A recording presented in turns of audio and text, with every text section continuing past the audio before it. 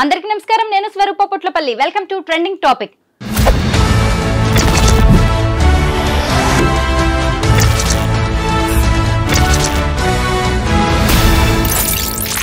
సామాన్యులు, సెలబ్రిటీలు, అలాగే పొలిటికల్ లీడర్స్ ఇలా ఎవరిని పడితే వారిని సోషల్ మీడియాలో విపరీతంగా ట్రోల్ చేస్తూ ఉన్నారు. ముఖ్యమంత్రి, మాజీ మంత్రి, కేంద్ర మంత్రి, ఆ పార్టీ అని లేదు, ఈ పార్టీ అని లేదు, చిన్న పెద్ద ఎవరిని పడితే వారిని ఎలాంటి వీడియో పడితే అలాంటి వీడియో యూట్యూబ్లో పోస్ట్ చేసేస్తూ ఉన్నారు. వారి వ్యక్తిగత జీవితాలని బజారుకి ఈడుస్తూ ఉన్నారు.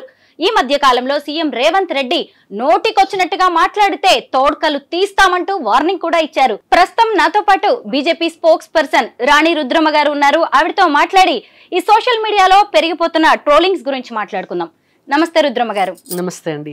ఈ రోజు ఈ ఇంటర్వ్యూకి మిమ్మల్ని పిలవడం వెనక ఉద్దేశం ఏంటి అంటే, మీరు ఒక పొలిటీషియనే కాదు, మీరు ఒక సీనియర్ జర్నలిస్ట్ కూడా.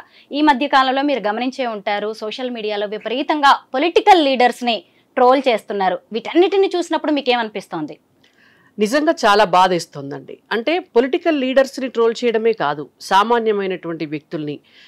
ఇందాక వస్తుంటే నేను ఏదో కామన్గా ఎవరో ఒకరు ముగ్గురు అమ్మాయిలు ఏదో ఇన్సిడెంట్ జరిగింది అని చెప్పి ఆ ట్రోల్స్ అన్నీ కూడా చూస్తుంటే ఆ సందర్భం అనేటువంటిది మంచిదా చెడ్డదా అనేటువంటిది పక్కన పెడితే వ్యక్తుల వ్యక్తిగత జీవితాల్లోకి ఇష్టం వచ్చిన విధంగా వెళ్ళిపోయి ఇష్టం వచ్చినటువంటి కామెంట్స్ చేయటము అదంతా కూడా సమాజానికి మంచిది కాదు, భవిష్యత్తు కూడా మంచిది కాదు.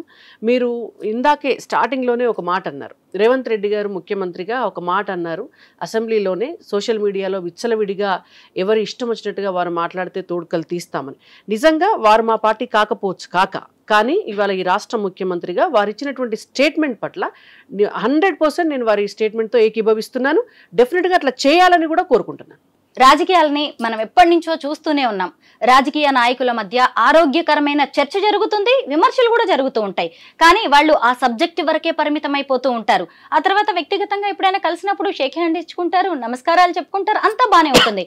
కానీ ఎప్పుడైతే ఈ థర్డ్ పార్టీ వ్యక్తులు ఎంటర్ అవుతున్నారో వాళ్ళు ఇష్టారాజ్యంగా అన్పార్లమెంటరీ లాంగ్వేజ్. ఈ మధ్య కాలంలో నేను కొన్ని వీడియోస్ చూస్తే ఓ జర్నలిస్ట్గా సిగ్గుపడాల్సిన పరిస్థితి వస్తుంది.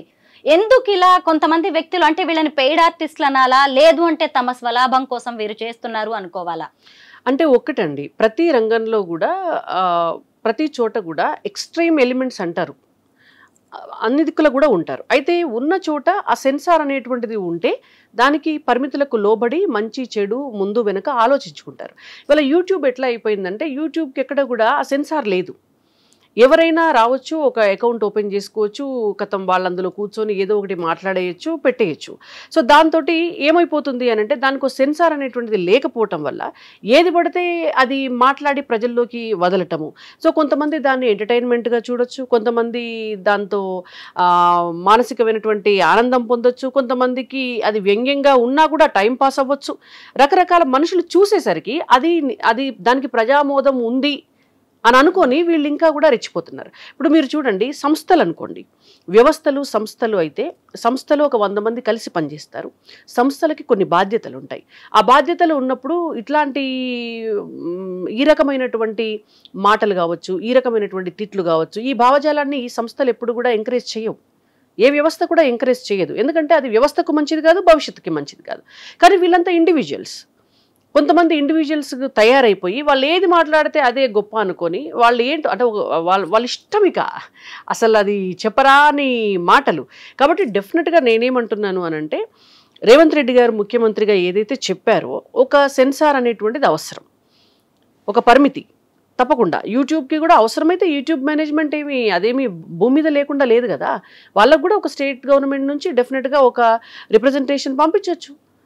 ఇలాంటివి మేము యాక్సెప్ట్ చేయమండి, వీటి వల్ల సమాజానికి నష్టం ఉంది, వీటి వల్ల ఇతరుల వ్యక్తిగత జీవితాల్లోకి వెళ్ళి వాళ్ళను అనవసరంగా వాళ్ళ కుటుంబ సభ్యులకి మానసిక ప్రశాంతత లేకుండా చేస్తున్నారు, వాళ్ళకి పరువుకి భంగం కలిగిస్తున్నారు, ఇవన్నీ కూడా చెప్పొచ్చు. ఈవెన్ సెంట్రల్ గవర్నమెంట్ని కూడా మా తరపు నుంచి, నిజంగా కూడా నా తరపు నుంచి అయితే నా పర్సనల్ రిక్వెస్ట్, రేపొద్దున నిజంగా మా పార్టీలో 2 కేంద్ర మంత్రులు ఉన్నారు, 8 మంది ఎంపీలు ఉన్నారు.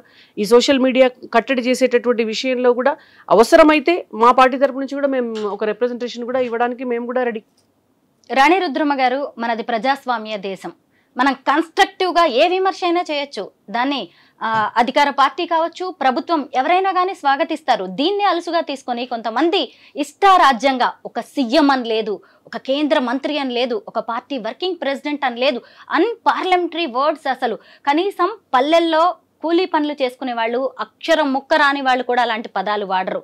ఇలాంటి పెద్దవాళ్ల గురించి, అంటే మన దేశం వ్యవస్థని నడుపుతున్న వాళ్ళ గురించి మాట్లాడడాన్ని మాత్రం ఏంటి, ఎలా దీన్ని ఆమోదిస్తామో అనేలాగా మనల్ని మనం ప్రశ్నించేలాగా కూడా ఉంది.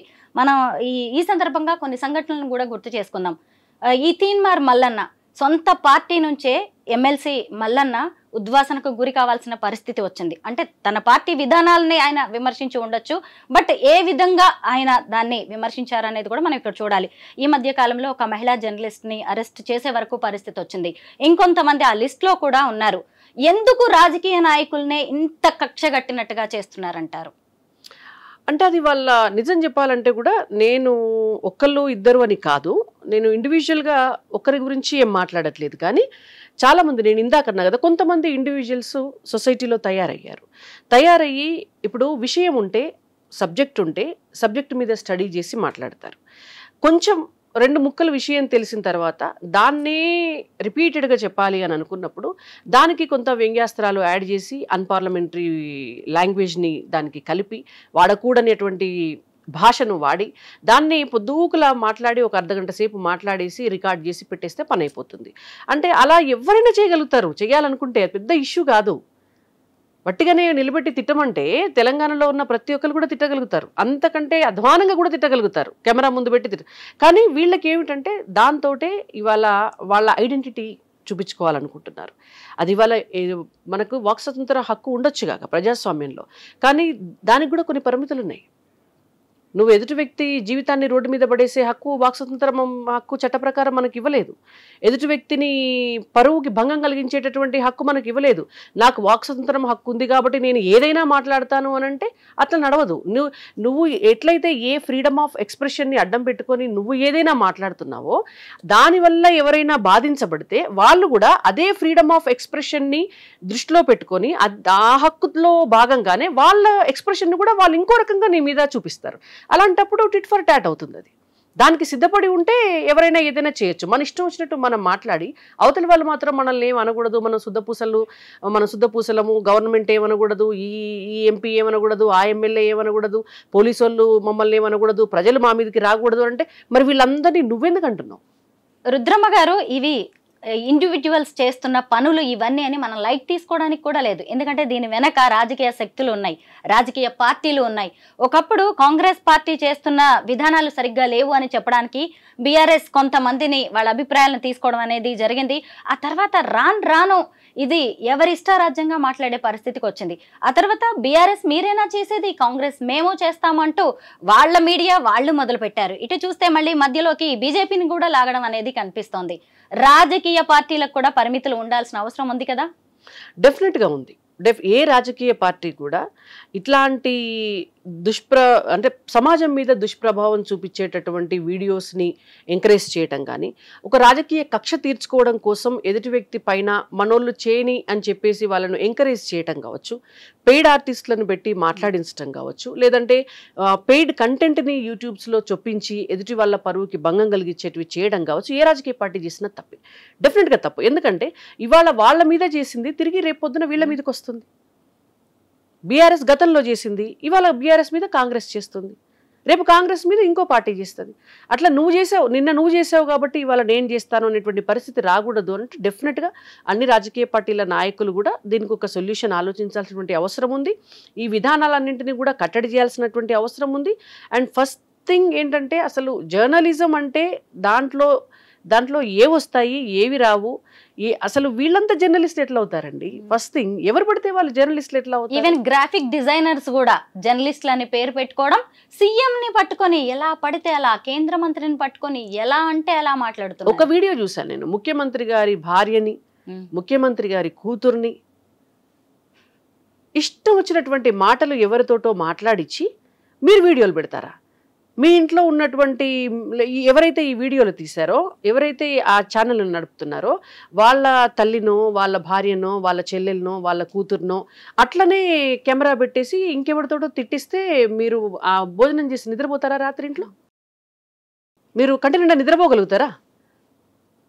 ఇవాళ ఎమ్మెల్యేల కుటుంబ సభ్యులను, ఎంపీల కుటుంబ సభ్యులను, రాజకీయ పార్టీల నాయకుల కుటుంబ సభ్యులను, లేకపోతే వాళ్ళను మార్ఫింగ్లు చేసి వాళ్ళ అంటే అభ్యంతరకరమైనటువంటి ఫొటోస్ పెట్టి ఇష్టం వచ్చినటువంటి ఫేక్ కంటెంట్ క్రియేట్ చేసి పెడితే వాళ్ళ కుటుంబ సభ్యులు చూసినప్పుడు ఎంత నొచ్చుకుంటారు? అంటే దేనికోసము మేము ఈ రాజకీయాల్లోకి వచ్చాము అనేటువంటి ఒక బాధ.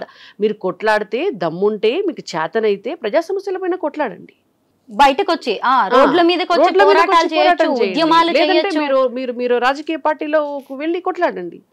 లేదు, వ్యక్తులుగా మీరు సంఘంలో ఉండి సంఘ నాయకులుగా కొట్లాడండి, ప్రజల కోసం పోరాటం చేయండి. అంతేగాని చిల్లర మాటలు మాట్లాడుకుంటూ, చిల్లర కంటెంట్లు క్రియేట్ చేసుకుంటూ మేము జర్నలిస్టులం అని చెప్పుకుంటే ఎట్లా? కానీ రాజకీయ పార్టీలు కూడా స్వీయ నియంత్రణ పాటించాల్సిన సమయం అయితే వచ్చింది. ఎందుకంటే ఇన్ని రోజులు పక్క వాళ్ళని తిట్టడానికి అని చెప్పి మనం ఎవరినైతే ప్రయోగించామో అవి బూమ్ ర్యాంగ్గా ఇప్పుడు మనకే తగిలే పరిస్థితులు కనిపిస్తూ ఉన్నాయి.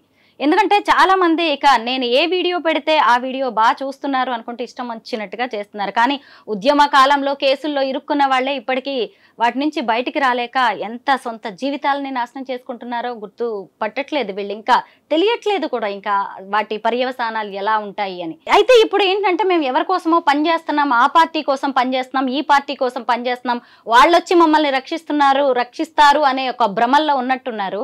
వాళ్ళని ఎవరు రక్షించరండి, అలాంటి వాళ్ళని ఎవరు రక్షించరు. ఇప్పుడు ఒక కాజ్ కోసం కొట్లాడే వాళ్ళని ఎవరైనా రక్షిస్తారేమో, ఎవరు రక్షించకపోతే సమాజమైనా రక్షిస్తుంది, కొన్నాళ్ళ తర్వాత న్యాయమైనా రక్షిస్తుంది. కానీ వీళ్ళని ఎవరు రక్షిస్తారండి? పొద్దస్తమానం పక్కవాడ జీవితాల్లోకి తొంగి చూసి ఏమీ లేకపోయినా ఏదో ఉన్నట్టు మాట్లాడి, ఏదో ఇది చేసి మాట్లాడి అవతల వల్ల పరువుకు భంగం కలిగిస్తూ, అక్కడ ఏమి నీ ఉద్దేశమే మంచిది కానప్పుడు నీ పక్షాన ఎవరు వచ్చి మాట్లాడతారు? వీళ్ళు సమాజానికి చాలా చీడ పురుగులు లాంటి వాళ్ళు. ఒక మాట చెప్పాలంటే, ఎవరైతే కేవలము యూట్యూబ్ ఛానల్స్ని అడ్డం పెట్టుకొని దాన్ని ఒక మంచి ఉద్దేశానికి వాడకుండా, ఇవాళ మీరు ఒకసారి చూడండి, యూట్యూబ్ వల్ల ఎన్ని ఉపయోగాలు ఉన్నాయి, చాలా ఉపయోగాలు ఉన్నాయి.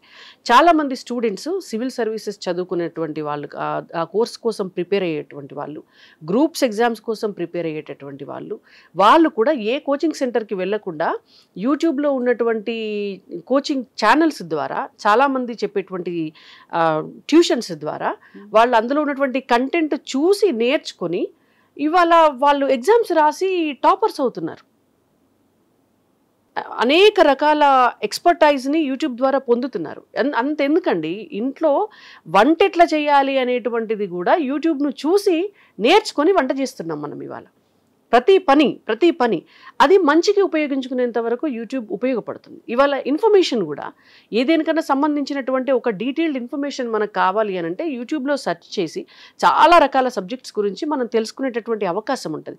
అంత మంచి ప్లాట్ఫామ్ని ఇంత చిల్లర వాటికి వాడి, ఇంత సమాజంలో మనము ఒక భయంకరమైనటువంటి వాతావరణాన్ని క్రియేట్ చేసి, కొంతమంది పొలిటికల్ లీడర్స్ పైన ఇష్టం వచ్చినట్టు మాట్లాడితే వాళ్ళ ఫాలోవర్స్ ఉంటారు, వాళ్ళ పార్టీ వ్యక్తులు ఉంటారు, వాళ్ళ కుటుంబ సభ్యులు ఉంటారు, వాళ్ళని అభిమానించేటటువంటి వాళ్ళు ఉంటారు. వాళ్ళందరికీ మనసుకి గాయమే కదా. అంటే సమాజంలో ఒక రకమైన ఒక ఆ వాతావరణాన్ని చెడగొట్టేటటువంటి చర్చ జరుగుతుంది కదా, అన్ని రాజకీయ పార్టీల మధ్యలో జరుగుతుంది. అంటే మీ ఉద్దేశం ఏమిటి? ఇవాళ సమాజంలో ఉన్నటువంటి ఒక మంచి వాతావరణంలో వ్యక్తులకు ఉన్నటువంటి ఒక మంచి ఇమేజ్ పైన విషం చిమ్మటమే కదా. ఇటువంటి వాళ్ళు జర్నలిస్టులు ఎందుకు అవుతారండి? సంఘ విద్రోహ శక్తులే అవుతారు. రుద్రమ్మ గారు, ఎంత రాజకీయ నాయకులైనా సరే వాళ్ళకంటూ ఒక వ్యక్తిగత జీవితం ఉంటుంది, ఇష్టాలు ఉంటాయి, వాళ్ళ అభిప్రాయాలు వాళ్ళకు ఉంటాయి. కానీ ఒక రాజకీయ నాయకుడిగా ఆ సదరు వ్యక్తి ఏం చేస్తున్నాడు అనేది చూడకుండా వాళ్ళ వ్యక్తిగత జీవితాన్ని ఎవరికి తెలియని వాటిని తీసుకొచ్చేసి స్పైసీగా తయారు చేసి జనం మెదళ్లలోకి ఎక్కించే ప్రయత్నం అయితే గట్టిగానే జరుగుతోంది. అసలు ఆధారాలు కూడా లేకుండా మాట్లాడుతున్నారు, పాటలు పాడుతూ రాజ్యాంగం అన్నమాట. అయితే దానివల్ల ఎంతో కొంత సామాన్య జనం అయితే ఇన్ఫ్లుయెన్స్ అవుతున్నారు, మంచి కంటే చెడుకి అట్రాక్ట్ అవుతూ ఉంటారు కదా. ఈ రోజు చట్టం, న్యాయం లాంటివి మీ చేతుల్లో ఉన్న రాజకీయ నాయకులు కూడా ఇలాంటి వాటిని ఆపలేనప్పుడు సామాన్యులు ఇలాంటి మీరు అన్నారు కదా ఇందాక సంఘ విద్రోహ శక్తుల్ని ఎలా ఎదుర్కొంటారు? అంటే ఇవాళ నేను అందుకే అన్నాను ఇందాక, రాష్ట్ర ప్రభుత్వమైనా కేంద్ర ప్రభుత్వమైనా డెఫినెట్గా ఏదో ఒక అడుగు ముందుకేసి ఖచ్చితంగా యూట్యూబ్ యాజమాన్యానికి చెప్పవలసినటువంటి అవసరం అయితే ఉంటుంది. అంటే ఇట్లాంటి కంటెంట్ని ఎవరు ఎంకరేజ్ చేసినా కూడా అది సమాజానికి నష్టం. ఎంతకీ సీఎం రేవంత్ రెడ్డి గారు అసెంబ్లీలో లేదంటే ఎక్కడైనా పబ్లిక్ మీటింగ్స్ లో వార్నింగ్లు ఇవ్వడమే అవుతుందే గానీ దీనికి సంబంధించిన కన్స్ట్రక్టివ్ గా ఇంకా ముందుకు వెళ్లేలాగా ఏమైనా ప్రణాళికలు రచిస్తే మంచిదంటారా? అటు సెంట్రల్ గవర్నమెంట్ కానీ ఇటు స్టేట్ గవర్నమెంట్ చేయాలి. ఉట్టి మాటలు చెప్తే ఏం లాభం? చేస్తేనే కదా. ఎందుకంటే ప్రభుత్వం వాళ్ళ చేతిలో ఉన్నప్పుడు, అన్ని అధికారాలు వాళ్ళకు సొంతంగా వాళ్ళకు ఉన్నప్పుడు తప్పకుండా దీనంతరం కూడా నియంత్రణ చేసేటటువంటి చర్యలు వాళ్ళు తీసుకోవాలి. మొత్తం మీద మీరు అన్నదైతే కరెక్టే. ఎందుకు అంటే వీళ్ళు చేసే వీడియోస్ వల్ల చాలా మంది వీటి ప్రభావంలో పడిపోతున్నారు. ఏది నిజమో ఏది అబద్ధమో తెలుసుకోలేని పరిస్థితుల్లో ఉన్నారు. మొత్తానికి ఇదంతా రాజకీయ నాయకులు మొదలుపెట్టిన గేమే కొంతమంది. అది కాస్త వాళ్ళకు కూడా వాళ్ళ మెడకి చుట్టుకునే పరిస్థితి కూడా వచ్చింది. బట్ ఇప్పటికైనా పరిస్థితుల్లో మార్పులు రావాలని మనమైతే కోరుకుందాం. కొంతమంది యూట్యూబర్స్ ఎవరైతే ఇలా ఇష్టారాజ్యంగా మాట్లాడుతున్నారో భవిష్యత్తులో వాళ్ళకైతే ప్రమాదకర సూచనలు కనిపిస్తున్నాయి. థ్యాంక్ యూ సో మచ్ రాణి రుద్రమ గారు. థ్యాంక్ యూ అండి.